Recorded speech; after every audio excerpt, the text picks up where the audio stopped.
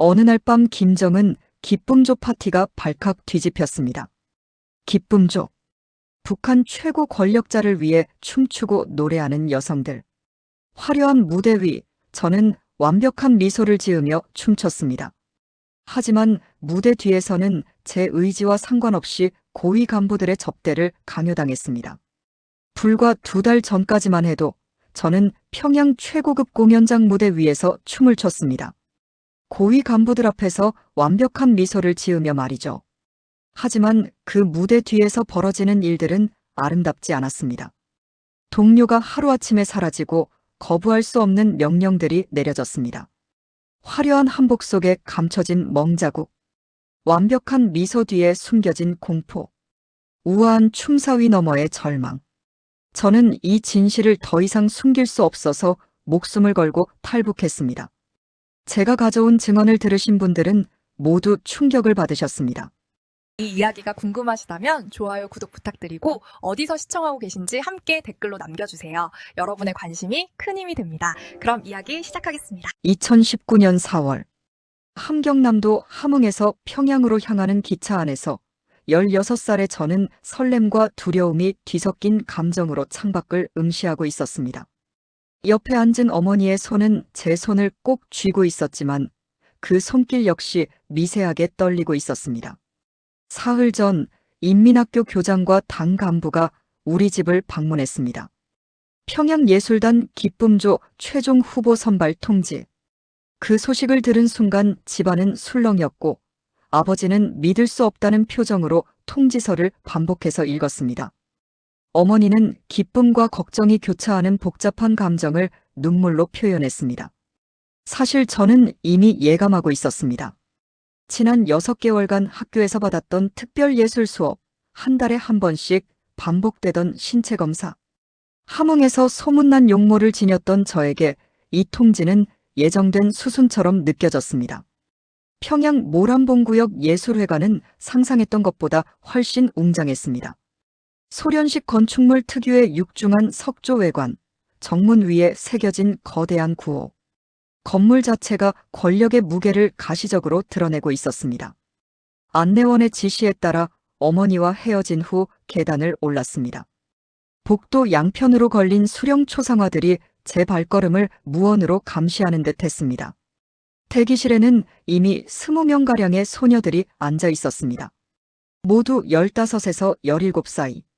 하나같이 긴장으로 경직된 표정이었습니다. 평양 출신으로 보이는 세련된 차림의 소녀부터 양강도에서 온 듯 수수한 옷을 입은 소녀까지 출신은 달랐지만 그들의 눈빛에 담긴 불안은 동일했습니다. 중년 여성 간부의 차가운 지시가 떨어졌고 우리는 군인처럼 꼿꼿한 자세로 앉아 호명을 기다렸습니다. 1시간이 흘렀습니다. 제 이름이 불렸을 때 심장은 격렬하게 고동쳤습니다. 떨리는 다리를 억지로 가누며 3번 심사실 문을 열었습니다. 넓은 방 한가운데 놓인 의자 하나. 정면의 긴 테이블 너머로 5명의 심사위원이 앉아 있었습니다. 4명의 중년 남성 간부, 1명의 50대 여성. 그들의 시선이 일제히 저를 향했습니다.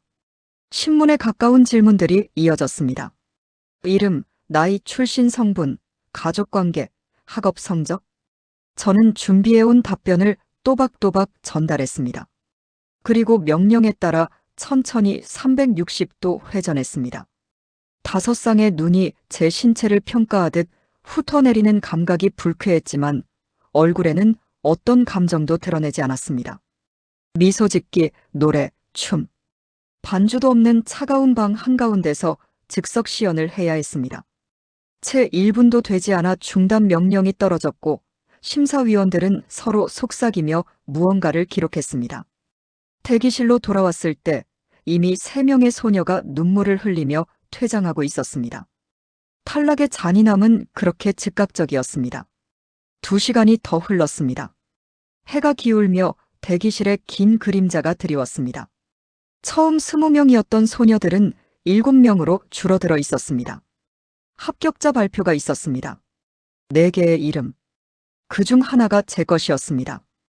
5.16 예술단 기쁨조 예비 단원. 축하한다는 말과 함께 전달된 것은 내일부터 시작될 기숙사 생활과 정식 훈련 일정이었습니다. 밖에서 기다리던 어머니는 결과를 듣고 저를 껴안았습니다. 하지만 그 품에서 느껴지는 떨림은 단순한 기쁨만은 아니었습니다. 어머니의 눈가에 맺힌 눈물이 어떤 의미인지 당시에 저는 정확히 이해할 수 없었습니다.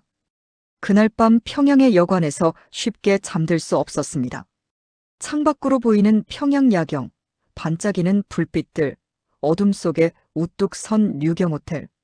저 화려한 빛 속에서 펼쳐질 제 미래를 상상했지만 그것은 지나치게 낙관적인 환상이었습니다. 16살의 저는 몰랐습니다. 그 화려함 뒤에 도사린 어둠을, 기쁨조라는 명칭 이면에 숨겨진 잔혹한 현실을, 그리고 앞으로 6년간 겪게 될 일들이 얼마나 깊이 제 영혼을 침식할지를.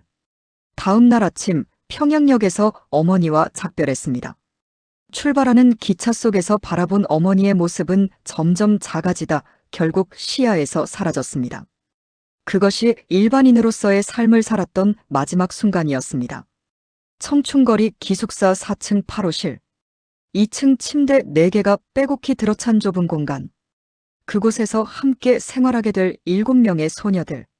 평양 출신 미선이가 건넨 악수와 함께 저의 기쁨조 생활이 공식적으로 시작되었습니다.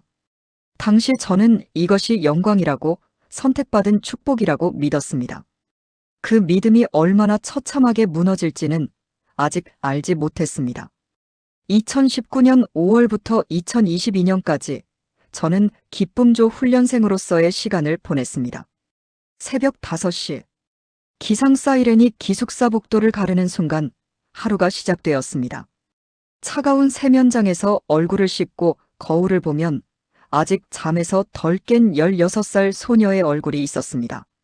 하지만 그 얼굴은 빠르게 변해가야 했습니다. 국가가 원하는 완벽한 여성의 모습으로요. 오전 6시부터 9시까지는 기본 체력 훈련이었습니다. 발레바에 매달려 다리를 들어 올리고 스트레칭으로 몸의 유연성을 극한까지 끌어올렸습니다. 땀이 훈련복을 적시고 근육이 비명을 지르듯 아팠지만 표정 하나 찌푸릴 수 없었습니다. 더 높이. 너희는 평범한 무용수가 아니야. 수령님 앞에 설 예술인이란 말이다. 박지도원의 목소리는 채찍처럼 날카로웠습니다. 50대 중반의 그녀는 1980년대 기쁨조 출신으로 우리에게 완벽함 이외의 것은 용납하지 않았습니다. 아침 식사는 30분. 흰 쌀밥과 된장국, 김치 몇 조각. 북한에서는 특권층만이 누릴 수 있는 식사였지만 우리는 정해진 양 이상을 먹을 수 없었습니다.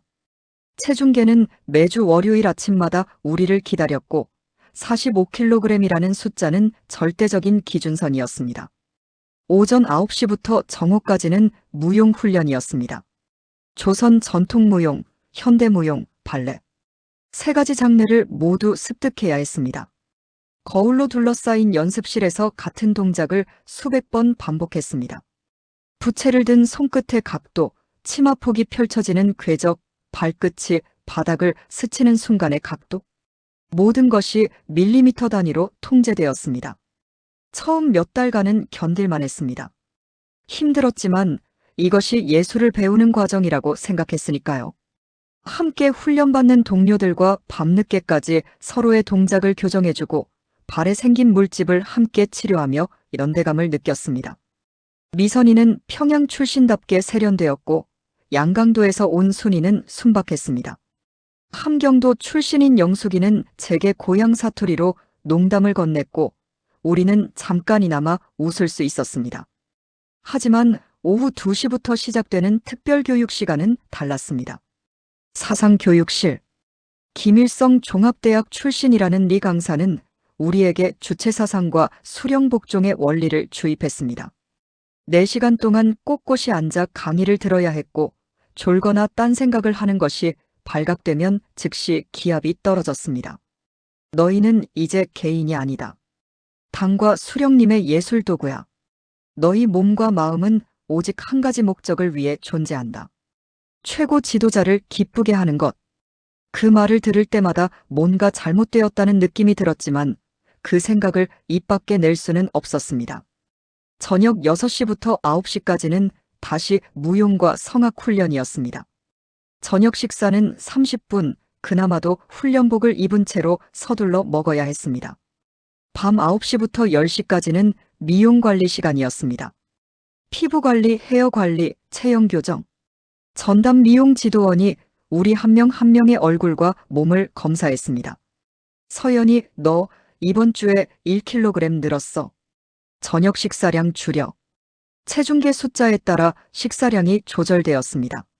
45kg을 넘으면 즉시 감량 프로그램에 들어가야 했고, 그것은 하루 한 끼로 줄어드는 것을 의미했습니다.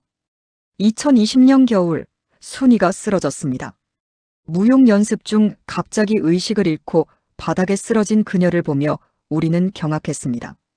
병원으로 실려간 순이는 일주일 후 돌아왔지만 예전의 밝은 모습은 사라져 있었습니다. 영양실조래. 하지만 괜찮아. 계속 훈련받을 수 있대. 그녀는 창백한 얼굴로 웃으며 말했지만 그 눈빛에는 두려움이 가득했습니다. 2021년 봄, 우리에게 새로운 과목이 추가되었습니다.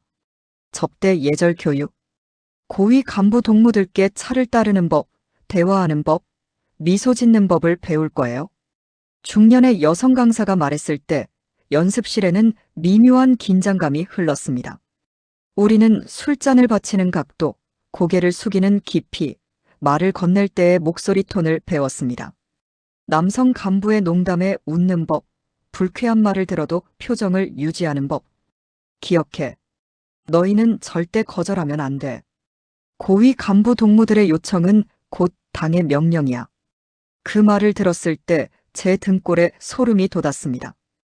연습 상대는 중년 남성 배우들이었습니다.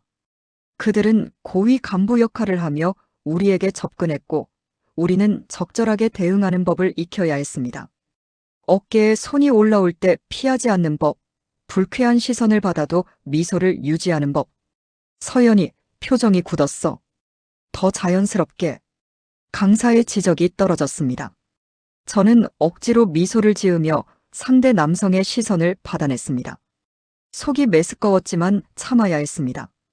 그날 밤 기숙사로 돌아온 우리는 아무 말도 하지 못했습니다. 각자의 침대에 누워 천장을 바라보며 우리가 대체 무엇이 되어가고 있는지 생각했습니다. 2022년 여름 마침내 우리는 준 기쁨조 자격을 받았습니다. 3년간의 혹독한 훈련 끝에 우리는 이제 실제 공연에 투입될 준비가 되었다는 평가를 받았습니다. 19살이 된 저는 거울 속에서 16살의 제 모습을 더 이상 찾을 수 없었습니다. 더 날씬해진 몸, 완벽하게 다듬어진 피부, 어떤 상황에서도 흐트러지지 않는 미소. 겉으로는 아름다웠지만 그 안에 담긴 것은 텅 빈 공허함이었습니다. 축하해요, 동무들. 이제 진짜 무대에 설 거예요. 박 지도원이 말했을 때 우리는 박수를 쳤습니다. 하지만 그 박수 소리는 공허하게 울렸죠. 그날 밤 미선이가 제 침대 옆에 와서 앉았습니다. 서연아, 우리 이대로 괜찮을까? 그녀의 떨리는 목소리가 어둠 속에서 들렸습니다. 저는 대답할 수 없었습니다. 괜찮지 않다는 것을 알았지만 그 말을 입 밖에 내는 순간 모든 것이 무너질 것 같았으니까요. 3년간의 훈련은 우리를 완벽한 인형으로 만들었습니다. 아름답고 우아하고 복종적인. 하지만 그 과정에서 우리가 잃어버린 것은 너무나 많았습니다. 인간으로서의 자유, 개인으로서의 정체성, 그리고 무엇보다 우리 자신의 의지. 2022년 가을, 드디어 첫 공연 무대에 설 날이 다가왔습니다. 그것은 새로운 시작이 아니라 진짜 지옥의 시작이었습니다. 2023년 10월 15일, 만수대의사당 대연회장. 천장에서 쏟아지는 샹들리에 빛은 마치 별들이 내려앉은 듯 화려했고 붉은 벨벳 커튼은 무대와 객석을 장엄하게 구분했습니다. 그날 저는 처음으로 진짜 기쁨조 무용수로서 무대에 올랐습니다. 분장실 거울 앞에 앉아 있을 때 제 손은 미세하게 떨리고 있었습니다. 화장사가 제 얼굴에 마지막 터치를 가했고 붉은 입술과 완벽하게 그려진 눈썹이 거울 속에서 저를 낯설게 만들었습니다. 비단으로 짠 연분홍 치마 저고리, 금실로 수놓은 매듭, 진주 장식이 달린 머리핀. 모든 것이 완벽했지만 그 완벽함 속에서 제 본래 모습은 찾을 수 없었죠. 오늘 객석에는 당 중앙위원회 부부장급 이상 간부들이 50명 넘게 온대. 긴장 풀고 잘해. 미선이가 제 어깨를 두드리며 속삭였습니다.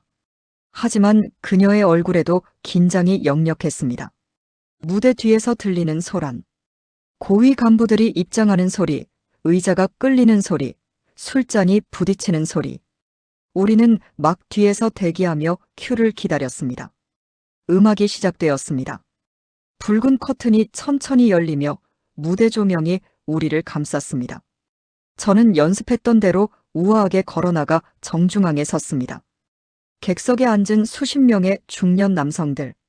그들의 시선이 일제히 우리를 향했습니다. 춤은 완벽했습니다. 3년간 갈고 닦은 동작들이 물 흐르듯 이어졌고 부채가 펼쳐지는 순간마다 객석에서는 감탄이 터져나왔습니다. 치마폭이 공중에서 원을 그리고 발끝이 바닥을 스치며 만들어내는 리듬. 저는 마치 다른 세계에 있는 것처럼 춤에 몰입했습니다. 15분간의 공연이 끝나고 우리가 인사를 올렸을 때 우레와 같은 박수가 쏟아졌습니다. 훌륭해. 역시 우리 기쁨조는 최고야. 한 간부가 크게 외쳤고 다른 간부들도 호응했습니다. 하지만 진짜 시험은 그 이후에 시작되었습니다. 공연이 끝나고 우리는 객석으로 내려가 간부들과 교류하라는 지시를 받았습니다. 박지도원의 눈빛이 말했습니다. 거절은 없다고. 저는 한 테이블로 안내되었습니다. 60대로 보이는 당 간부 3명이 앉아 있었고 그들 앞에는 이미 술병들이 여러 개 비어 있었습니다. 어서 와요, 앉아요. 공연 정말 아름다웠어. 가운데 앉은 간부가 제 옆 의자를 톡톡 두드렸습니다. 저는 3년간 배운 대로 공손하게 고개를 숙이고 자리에 앉았습니다. 나이가 어떻게 돼요? 19입니다. 아, 꽃다운 나이네. 어디 출신이에요? 함경남도 함흥입니다. 그들은 제게 술을 따르라고 했고 저는 배운 대로 두 손으로 술병을 들어 조심스럽게 따랐습니다. 손이 그들의 손에 스치는 순간 소름이 돋았지만 표정을 관리했습니다. 대화는 점점 더 노골적으로 변해갔습니다. 제 외모에 대한 품평, 몸매에 대한 언급, 그리고 은근한 제안들. 저는 미소를 유지한 채 적당히 받아넘기려 애썼습니다. 기분 나쁘게 생각하지 마요. 우리가 당신들을 아끼는 거야. 협조하면 좋은 일도 많고. 한 간부가 제 어깨에 손을 올렸습니다. 그 손의 무게가 너무나 무거웠지만 저는 몸을 피할 수 없었습니다. 주변의 다른 무용수들도 비슷한 상황이었고 우리는 서로의 눈을 마주치지 않으려 애썼죠. 자정이 넘어서야 연회가 끝났습니다. 기숙사로 돌아오는 버스 안에서 우리 8명은 아무 말도 하지 않았습니다. 창밖의 어두운 평양거리를 바라보며 각자 오늘 겪은 일들을 사귀고 있었습니다. 그날 밤 저는 잠들 수 없었습니다. 샤워를 해도 그 간부의 손길이 남아있는 것 같았고 거울을 봐도 제 얼굴이 낯설었습니다. 그로부터 2달 후 미선이가 사라졌습니다. 2023년 12월 어느 추운 아침 그녀의 침대는 비어 있었고 개인 물품들도 모두 치워진 상태였습니다. 미선이 어디 갔어요? 영숙이가 박지도원에게 물었습니다. 가족 문제로 고향에 돌아갔어. 더 이상 묻지 마. 그 대답으로 충분했습니다. 우리 모두 진실을 알고 있었으니까요. 한 달 전 한 고위 간부가 미선이를 지목했고 그녀는 특별 접대에 차출되었습니다. 그 후 그녀는 점점 말이 없어지더니 어느 날 밤 기숙사 화장실에서 우는 모습이 목격되었습니다. 거절했어. 더 이상 못하겠다고 했어.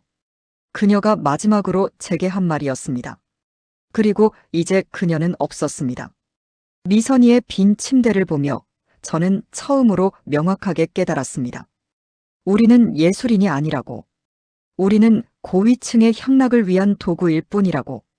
2024년 1월 새해 첫 공연이 있었습니다. 이번에는 더 많은 간부들이 참석했고 연회는 새벽까지 이어졌습니다. 저는 기계적으로 웃고 술을 따르고 불쾌한 농담에 반응했습니다. 제 안에 뭔가가 죽어가는 것을 느끼면서도 살아남기 위해 그렇게 해야 했죠.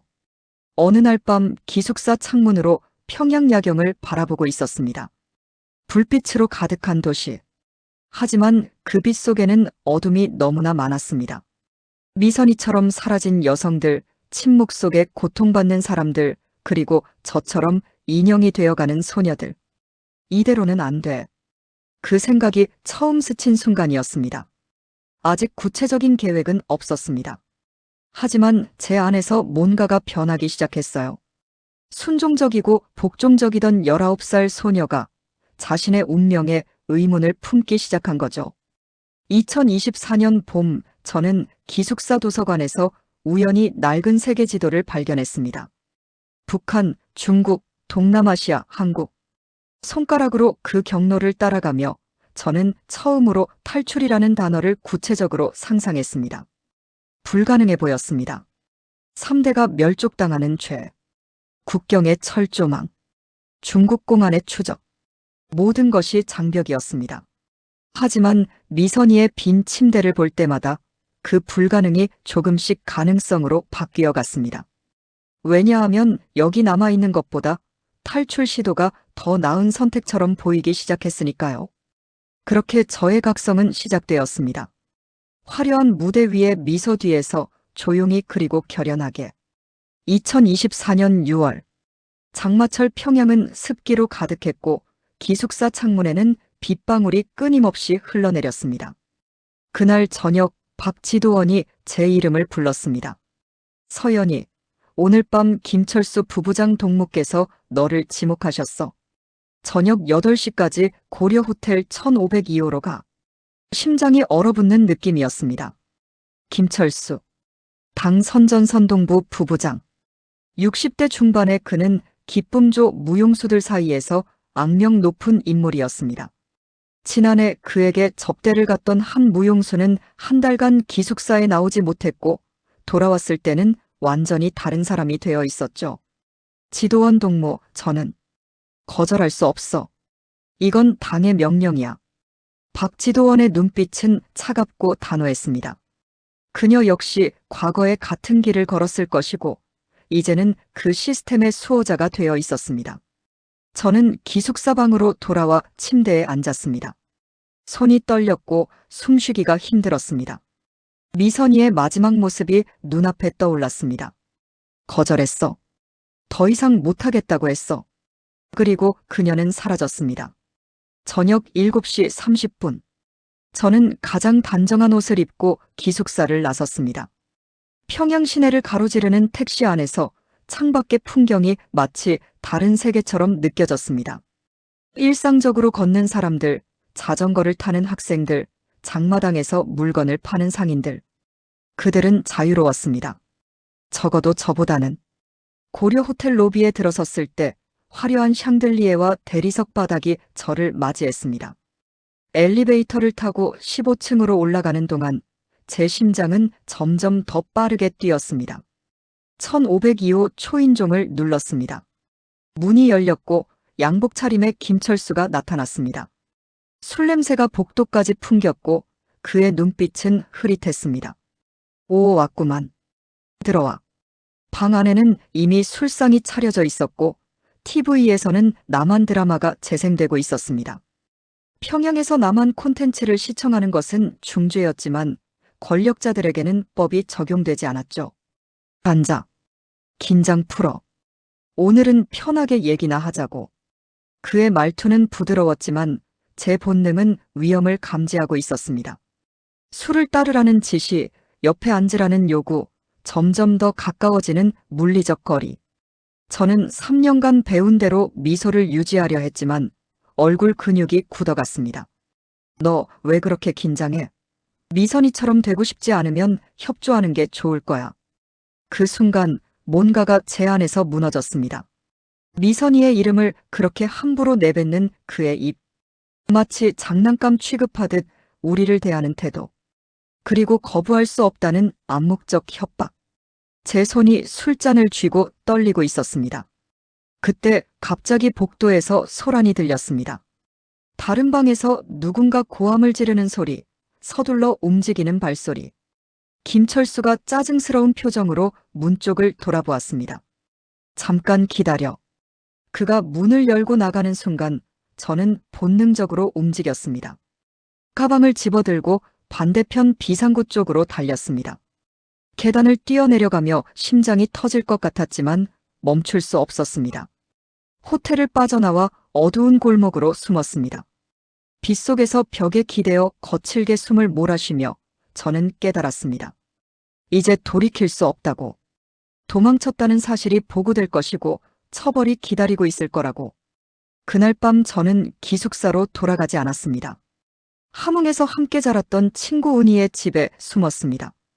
그녀는 놀란 표정으로 저를 맞이했지만 묻지 않고 방을 내어주었습니다. 서연아, 무슨 일이야? 말할 수 없어. 하지만 며칠만 숨겨줘. 제발. 이틀 후 박지도원의 전화가 은희에게 왔습니다. 한서연이 거기 있지? 당장 돌아오라고 해. 안 그러면 가족들까지 연루될 거야. 협박이었습니다. 그날 밤 저는 결정을 내렸습니다. 기숙사로 돌아가면 끝이라는 것을. 미선이처럼 되거나 아니면 더 비참한 운명이 기다리고 있을 거라는 것을. 탈북. 그 단어가 처음으로 구체적인 계획이 되었습니다. 2024년 7월부터 저는 은밀하게 준비를 시작했습니다. 장마당에서 브로커 정보를 수집하고 평생 모은 돈을 모았습니다. 2,000위안. 턱없이 부족한 금액이었지만 그것이 제가 가진 전부였죠. 한 달 동안 저는 평양 곳곳을 전전하며 숨어 지냈습니다. 친구들의 집, 낯선 여인숙, 때로는 역 대합실. 당국이 저를 찾고 있다는 소문을 들었고 시간이 얼마 남지 않았다는 것을 알았습니다. 2024년 11월 마지막 공연이 있었습니다. 저는 몰래 공연장에 들어가 무대를 바라봤습니다. 후배 무용수들이 제가 추던 춤을 추고 있었고 객석의 간부들은 여전히 술잔을 기울이며 박수를 보내고 있었습니다. 그 무대가 한때는 제 꿈이었습니다. 하지만 이제는 감옥으로만 보였죠. 2024년 12월 15일 장마당에서 만난 브로커가 제게 말했습니다. 신의주 루트가 열렸어. 하지만 위험해. 국경 경비가 강화됐거든. 괜찮아요? 가겠습니다. 제 목소리는 떨리지 않았습니다. 그날 밤 저는 어머니께 마지막 편지를 썼습니다. 우체국에 넣을 수는 없었지만 쓰지 않으면 견딜 수 없었습니다. 엄마, 미안해요. 불효녀가 되어서. 하지만 저는 더 이상 여기서 살 수 없어요. 사람이 사람답게 살 수 없는 곳에서는 언젠가 자유로운 곳에서 다시 만나요. 사랑해요. 편지를 가방 깊숙이 넣고 저는 평양역으로 향했습니다. 2025년 1월 7일 새벽. 신의주행 기차에 올랐습니다. 창밖으로 멀어지는 평양의 불빛을 보며 저는 다짐했습니다. 다시는 돌아오지 않겠다고. 이번에는 제 의지로, 제 선택으로 살겠다고. 기차는 어둠 속을 달렸고 저는 미지의 미래를 향해 나아가고 있었습니다. 2025년 1월 8일. 신의주역에 내렸을 때 영하 15도의 혹한이 제 얼굴을 후려쳤습니다. 압록강 너머로 보이는 중국 단둥의 불빛은 마치 다른 행성처럼 느껴졌습니다. 그토록 가깝지만 그토록 먼 자유. 역 광장에는 보안원들이 승객들을 검문하고 있었습니다. 저는 미리 준비한 가짜 신분증과 출장 증명서를 꺼내 들었습니다. 브로커가 구해준 위조 서류였지만 완벽하지는 않았죠. 어디 가는 길이요? 보안원이 서류를 검토하며 물었습니다. 신의주 방직 공장의 출장입니다. 평양 경공업성에서 파견 나왔습니다. 제 목소리는 놀랍도록 침착했습니다. 3년간 무대에서 연기한 경험이 이런 곳에 쓰일 줄은 몰랐죠. 보안원은 한참을 저를 쳐다보더니 서류를 돌려주었습니다. 심장이 터질 듯 했지만 표정만은 담담하게 유지했습니다. 신의주 시내로 들어서자 국경도시 특유의 긴장감이 느껴졌습니다. 곳곳에 검문소가 있었고 군인들이 순찰을 돌았습니다. 하지만 동시에 중국 물건을 파는 암시장도 활발했고 밀수업자들이 은밀히 움직이고 있었습니다. 브로커가 알려준 주소로 찾아갔습니다. 강변 근처 낡은 주택가, 페인트가 벗겨진 철문을 두드렸습니다. 누구요? 안에서 중년 여성의 목소리가 들렸습니다. 장미꽃이 피었습니다. 암호였습니다. 문이 열렸고 마른 체구의 50대 여성이 저를 안으로 끌어들였습니다. 방 안에는 이미 2명이 더 있었습니다. 30대 남성과 20살 정도로 보이는 여성. 모두 오늘 밤 건너는 사람들이야. 이름은 묻지도 말고 대지도 마. 알면 위험해. 안내인이 말했습니다. 우리는 그날 하루 종일 그 좁은 방에서 기다렸습니다. 말없이 서로를 의식하며 각자의 두려움을 사귀고 있었습니다. 창밖으로는 압록강이 보였고 얼어붙은 강 표면이 햇빛에 반짝였죠. 저녁 6시 안내인이 검은 옷가방을 내밀었습니다. 이걸 입어. 최대한 어두운 색으로. 그리고 가방은 작은 것 하나만. 나머지는 여기 두고 가. 저는 평양에서 가져온 옷들을 모두 벗어놓고 검은색 패딩과 바지로 갈아입었습니다. 가방 안에는 어머니 사진과 마지막 편지, 그리고 얼마 안 되는 돈만 남겼습니다. 밤 11시. 출발한다. 절대 소리 내지 마. 불빛도 금지야. 내 뒤만 따라와. 우리는 어둠 속으로 걸어 나갔습니다. 강변으로 가는 길은 생각보다 복잡했습니다. 골목을 돌고 돌아 감시초소를 피해 때로는 건물 뒤에 숨어 순찰대가 지나가기를 기다렸습니다. 1시간 넘게 걸려 강변에 도착했을 때 제 온몸은 긴장과 추위로 얼어붙어 있었습니다. 압록강. 밤하늘 아래 펼쳐진 얼어붙은 강은 거대한 어둠의 평원처럼 보였습니다.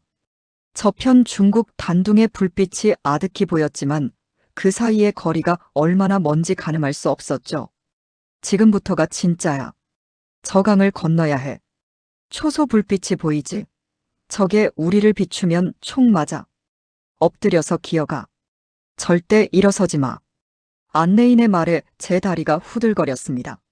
자정이 지나고 안내인이 신호를 보냈습니다. 지금이야. 가자.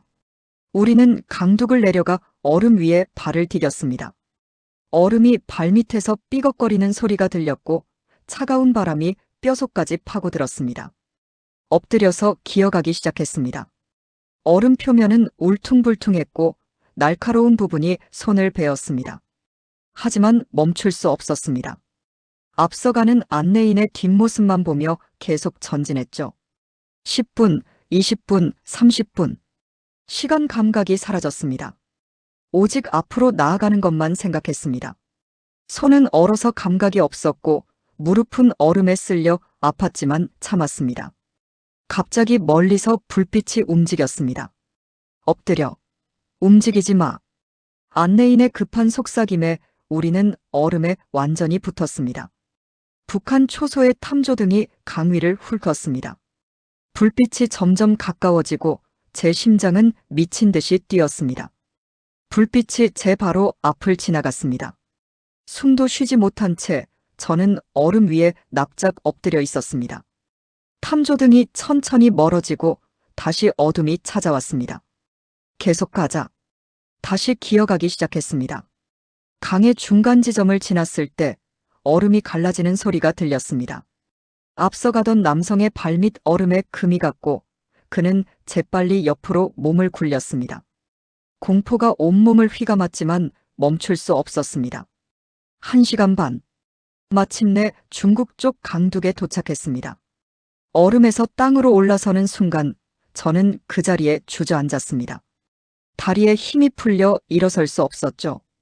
일어나. 아직 안전하지 않아. 중국 공안이 순찰도라. 안내인이 제 팔을 잡아 일으켰습니다. 우리는 강변을 따라 걸었고 20분 후 대기 중이던 벤에 탔습니다. 문이 닫히고 차가 출발하는 순간 저는 뒤를 돌아봤습니다. 압록강 너머 북한의 불빛이 점점 멀어졌습니다.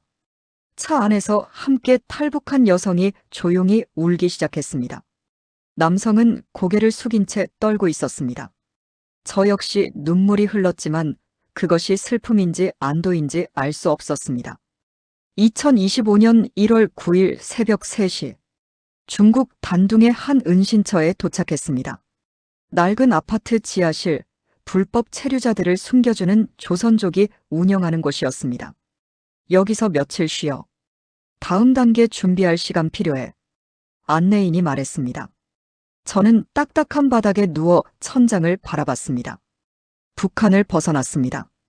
압록강을 건넜습니다. 하지만 아직 자유는 아니었습니다. 중국은 탈북자를 강제 송환하는 나라였고 여기도 여전히 위험했죠. 다음 목적지는 쿤밍, 그리고 동남아시아.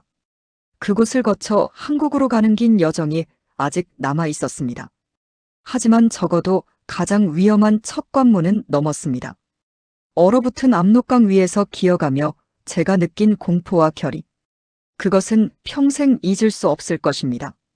자유를 향한 첫걸음은 그렇게 차갑고 고통스러웠습니다. 중국 단둥의 은신처에서 보낸 일주일은 제 인생에서 가장 긴 시간이었습니다. 지하실의 작은 방, 창문도 없는 공간에서 5명의 탈북자가 숨죽이며 지냈습니다. 밖으로 나갈 수 없었고 큰 소리도 낼 수 없었습니다. 중국 공안의 단속이 언제 들이닥칠지 모르는 상황이었죠. 조선족 안내인 김 선생은 60대 노인이었습니다. 그는 매일 음식을 가져다 주며 다음 여정에 대해 설명했습니다. 쿤밍까지 기차로 사흘 걸려요. 거기서 라오스로 넘어가는 브로커를 만나게 될 거예요. 비용은 3,000위안 더 필요해요. 저는 가진 돈이 2,000위안밖에 없다고 말했습니다. 일단 가요. 쿤밍에서 일하면서 모을 수 있어요. 한국 선교단체가 도와줄 거예요. 희망인지 불확실한 약속인지 알 수 없었지만 다른 선택지는 없었습니다. 2025년 1월 16일, 가짜 중국 신분증을 받았습니다. 사진은 제 것이었지만 이름은 리메이화. 연변 조선족 자치구 출신이라는 설정이었습니다. 절대 한국말 쓰지 마세요. 북한 억양도 안 돼요. 중국어 못하면 그냥 입 다물고 있어요. 김 선생의 경고였습니다. 기차역으로 가는 길, 저는 모자를 깊이 눌러쓰고 고개를 숙였습니다. 곳곳에 CCTV가 있었고 경찰들이 순찰을 돌았습니다. 한 번이라도 의심받으면 끝이라는 것을 알고 있었죠. 단둥역에서 쿤밍행 기차에 올랐습니다. 3등석 딱딱한 좌석에 승객들이 빼곡히 들어차 있었습니다. 저는 창가 자리에 앉아 밖을 바라봤습니다. 기차가 출발하고 중국 대륙을 가로지르기 시작했습니다. 사흘간의 여정. 낮에는 창밖 풍경을 멍하니 바라보고 밤에는 좌석에서 잠을 청했습니다. 제대로 씻지도 못했고 먹는 것도 빵과 물뿐이었습니다. 하지만 불평할 수 없었습니다. 살아있다는 것만으로도 감사했으니까요. 쿤밍에 도착한 것은 1월 19일이었습니다. 아열대 기후의 도시는 영하의 단둥과는 완전히 달랐습니다. 따뜻한 공기, 야자수가 늘어선 거리, 형형색색의 간판들. 하지만 저에게는 여전히 위험한 땅이었습니다. 안내받은 주소로 찾아갔습니다. 쿤밍 외곽의 조선족 음식점 뒷문으로 들어가니 지하에 작은 방들이 있었습니다. 탈북자들이 임시로 머무는 쉼터였죠. 여기서 한 달 정도 있어야 해요.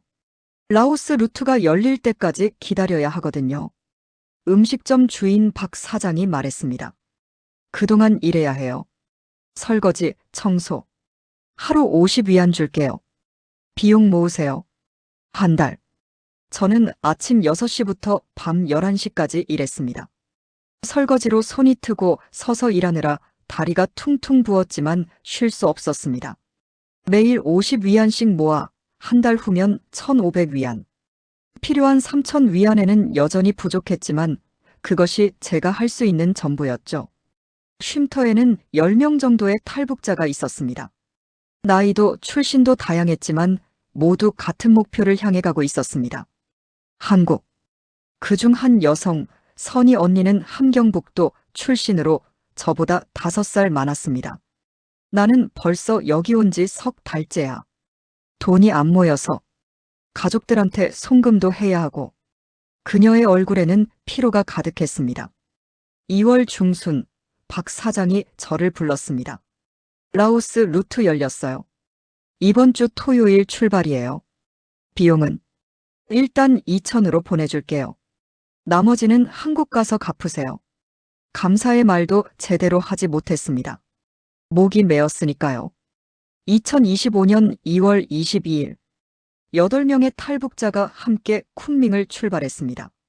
벤을 타고 국경을 향해 남쪽으로 내려갔습니다. 12시간을 달려 라오스 국경 근처 산악지대에 도착했습니다. 여기서부터는 걸어야 해요. 산길로 국경을 넘을 거예요. 밤 10시, 우리는 어둠 속에서 산을 오르기 시작했습니다. 가파른 산길, 가시덤불, 미끄러운 바위. 1시간을 오르자 숨이 턱까지 차올랐습니다. 하지만 멈출 수 없었습니다. 뒤처지면 버려진다는 것을 알았으니까요.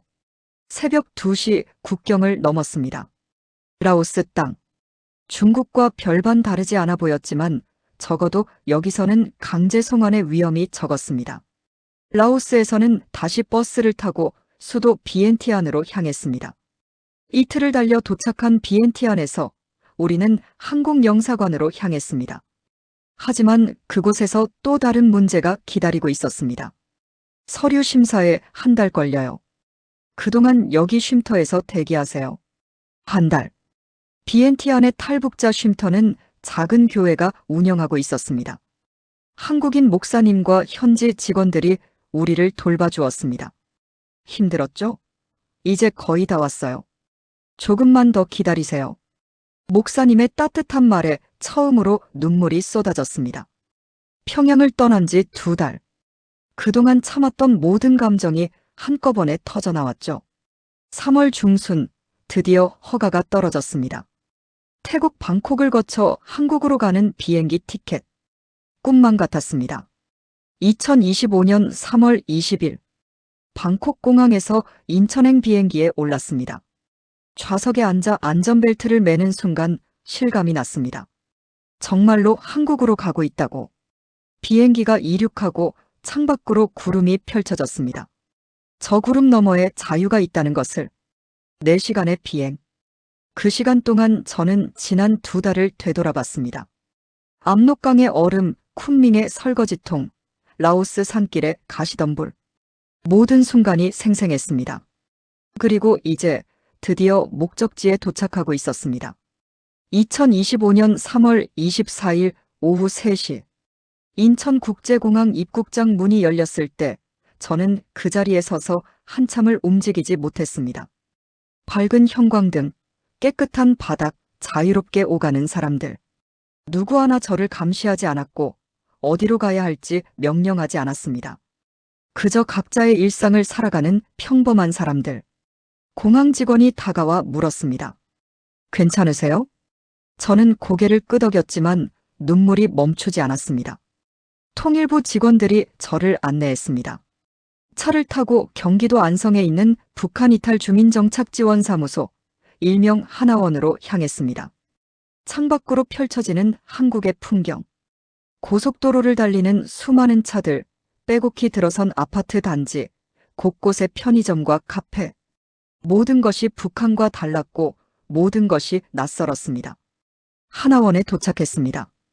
여기서 12주 동안 교육받으시게 됩니다. 한국 사회 적응 교육, 직업훈련, 심리 상담 등이 포함됩니다. 안내를 받으며 기숙사 방으로 들어갔습니다. 깨끗한 침대, 개인 책상, 화장실. 북한 기쁨조 기숙사보다 훨씬 좋은 환경이었습니다. 하지만 무엇보다 중요한 것은 여기서는 제가 도구가 아니라 인간으로 대우받는다는 것이었죠. 첫 주는 적응의 시간이었습니다. 한국어 교육에서 나만 억양을 배웠고 컴퓨터 사용법을 익혔습니다. 스마트폰을 처음 만져봤고 인터넷으로 정보를 검색하는 것이 얼마나 자유로운지 깨달았습니다. 북한에서는 이런 거 못 봤죠? 강사가 물었을 때 저는 쓴웃음을 지었습니다. 네. 김일성, 김정일, 김정은 찬양하는 것만 배웠어요. 심리 상담 시간도 있었습니다. 상담사는 제게 북한에서의 경험을 물었고 저는 처음으로 기쁨조 생활에 대해 이야기했습니다. 훈련의 가혹함, 접대의 강요, 미선이의 실종. 말하는 동안 목이 메었고 상담사는 조용히 제 손을 잡아주었습니다. 많이 힘들었겠어요. 하지만 이제 안전해요. 여기서는 아무도 당신을 해치지 않아요.